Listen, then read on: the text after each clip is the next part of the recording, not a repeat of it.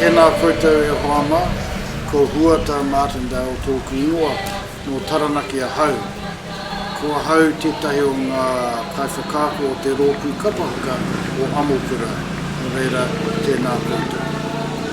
Kia ora tātou katoa, ko Maikura Taiaroa Arahanga tōku ingoa no Ngaitahu Te Aroa me ngā kui hoki, kei te mihi ki a koutou. Our group is just a small group made up of 20 performers from throughout Christchurch. Our group ranges in age from 10 through to 19. They all love what they're doing. It's all based on positiveness and teaching these kids that they can do what they want to achieve.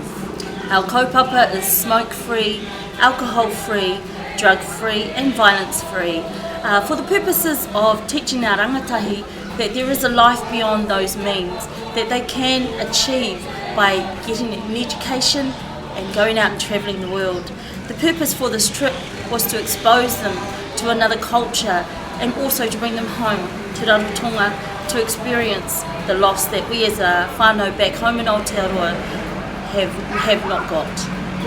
So I suppose we'd like to take this opportunity to thank this beautiful country, this beautiful island for looking after us, and especially the Aotearoa Centre for allowing us to stay here.